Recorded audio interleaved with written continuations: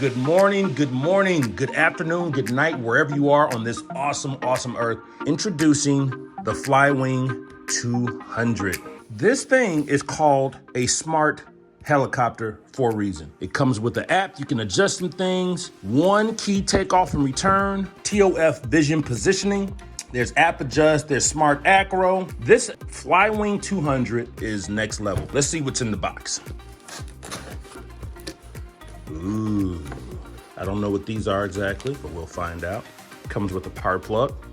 Cool, here's the battery. Compact charger.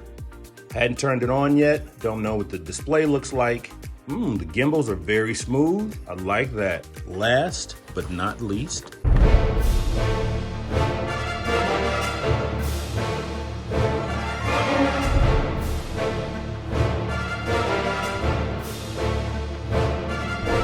okay, so I got the box out the way. I love the canopy. It is very visible. I love the high vis yellow, the matte finish here, which makes the yellow pop a little bit more. If you are new to flying, this helicopter is perfect for you. If you're not into a lot of 3D stuff, this helicopter is perfect for you. You can basically hover this and fly it around without crashing it. Like, if you crash this, you have to be doing something really crazy or it be in a really confined space. Even then, it's easy to fly. If you have it on stable mode, it pretty much will stay exactly where you leave it. So when you give it forward elevator or back elevator or left or right, it will move and then stop, and it'll hold that position, hands off. Let's look under the hood and then let's just fly it around a bit. One cool thing is it came with 2 batteries. Now, this is a bigger size battery. It's a 1500 milliamp battery. This was actually installed in the chopper, pretty much assuming that you're gonna get a longer flight time with this one. I will fly it and test it with the 850. And what's cool is it comes with this nice little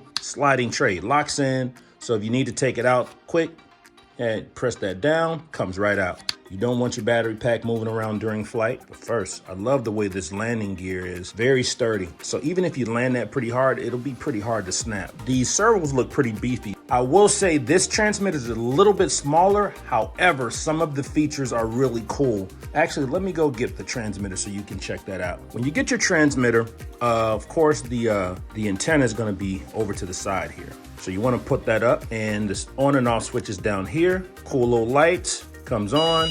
This is your cursor. You can move around and look at your timer here. You can set your timer. Here are your tabs, your trim tabs here. And then when you hit 0, you'll feel the transmitter vibrate, which is cool. Yeah, so you can go 25 and change that to, I think, 100. Yep, you can change it to 100, yep. And type of receiver, I believe, here, you can adjust that. Now, if you notice, you see my name at the top left corner. You can actually go in and change your username. I went in and put my username in. It's pretty easy to navigate. If you want to set up a timer, go here, and then you can set up your timer. You can have a warning on, warning off. Also, another cool feature is you can set your throttle. So let's just suppose I'm used to having my throttle down here.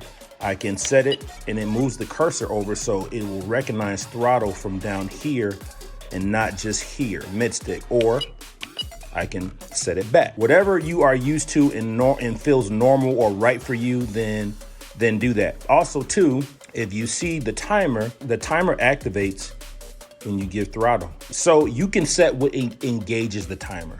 So you can have it on SWD.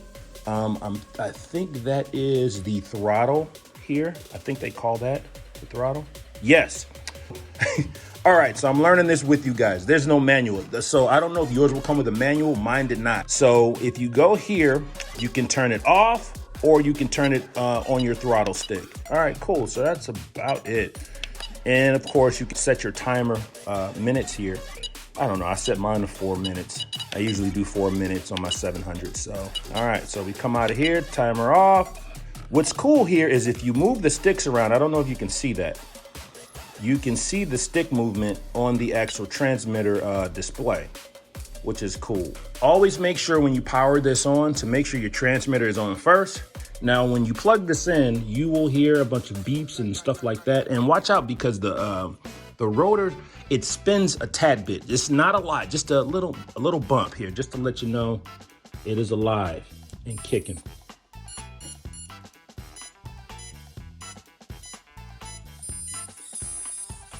See? If you see the green blinking light here, green blinking light there, let's put this canopy on and let's hover this bad baby. So the reason I normally would fly this outside, but I just want to show you just how docile and easy it is to fly indoors. All right, so here we go. So if you see here, there's a stop and there's a run switch here. It will not do anything. Of course, the swash is live, so it will move around. You can hear that. You have stable mode, acro, and manual. Manual is if you want full control of the helicopter, you will have complete control over it in manual mode.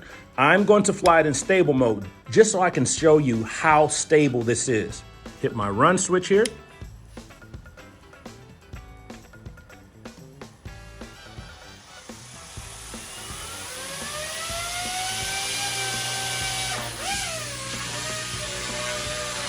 Very stable.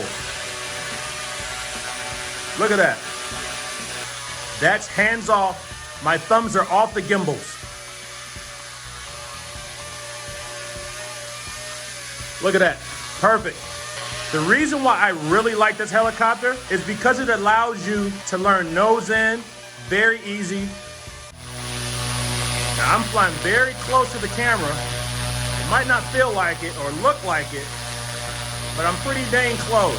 Now, if you want to get in some fast forward flight with this thing, you totally can, but I just want to show you how easy this is to fly.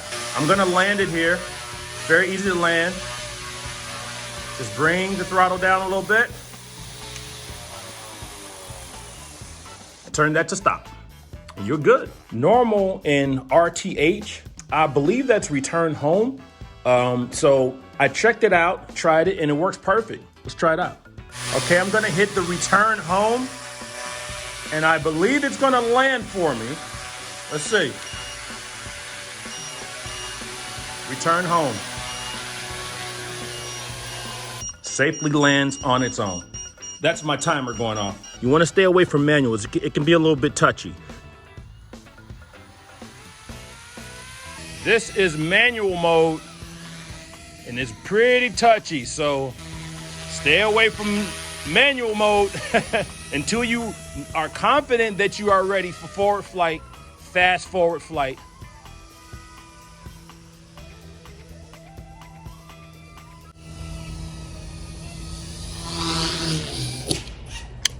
Alrighty. I just put it in. I just crashed it. Now, I was on manual mode.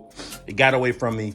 But check this out. This is what's so cool about this. Now, when I went over to inspect the crash, I didn't know what these things were for. Here's the cool part about it. If you put it in, instead of you breaking these links, which can be tedious of trying to put back on, you simply replace that little washer grommet nut thingamajiggy here.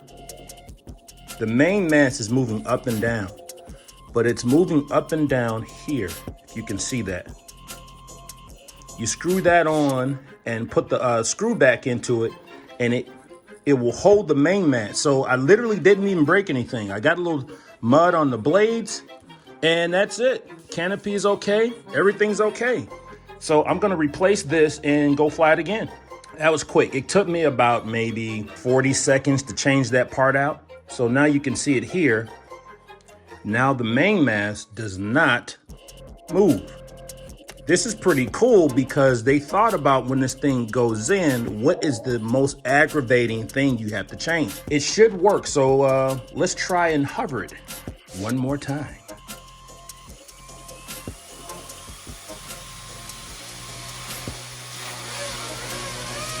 Oh, it works. Look at that. Flywing thought of everything. I'll give the Flywing 200 2 thumbs up. Available at helidirect.com. Return home. All right, so I have my lovely assistant here. Have you ever flown a helicopter before? No. Have you ever hovered a helicopter? Never in my life. Have you used a sim before? What is that? Exactly. She didn't even know what a sim is. What is that? Exactly. All right. So I can tell you she's never flown a helicopter because she started it out with it pointing to the right. She doesn't know anything about this. What we are attempting to do is show you how easy this is for someone to fly this helicopter. She has never flown, never been on a sim. I just told her what the sticks do, and that's it. So okay, so hit your switch here. Turn it on. All right, now just hold it. Put your thumb always keep it there. Okay. All right. Now give the throttle collective a little bump. Just bump it up. Come, bring it back down. All right. It's starting up. Now, push your throttle up. Oh, that's cool. All right. Do me a favor. Put the tail back towards you. Okay, wait 1 second. I'm a little nervous. Okay. So go forward. Push it forward. Push your right stick forward. Okay. There you go. A little bit more. A little bit more. Okay. All right. I'm going to get it away from it. Perfect. Okay. All right. Now take your left thumb and turn it to the left. The other way. Boom. Yes. Let's stay here for a while. Okay. All right. So this is her first time flying. She's doing a little dancing. All right. Push her forward. Okay. Push your right stick forward. Right. There you go. See how it gets moving? Yeah. All right. Okay, you're being too abusive with the sticks. Don't slam them around. It's nice, easy movements. Okay, this She's is new for trying me. to do, she's trying to do 3D. We don't need 3D right now. Forward a little bit. Forward a little bit more. A little bit more. A little bit more. A little bit more. All right, good. You made your first turn. Hey. Congratulations. Thank you. Go down. Some more. Some more. Some more. Some more. Some more. I did it. I landed. You did. Now turn it off. There's your stop. I landed so nicely. You did. See? This is what I'm saying. She's never flown. Didn't bounce. Exactly. It was a perfect landing. Yes. This is why you need this helicopter if you are just learning. Anyone can fly it. Not saying you're not a good pilot. You did a great job. I'm not a good pilot yet. Good job. I just wanted to prove to them that anyone could fly it. Anyone and I'm anyone. That's right. Good job. High five. Thank you. All right. Heli direct!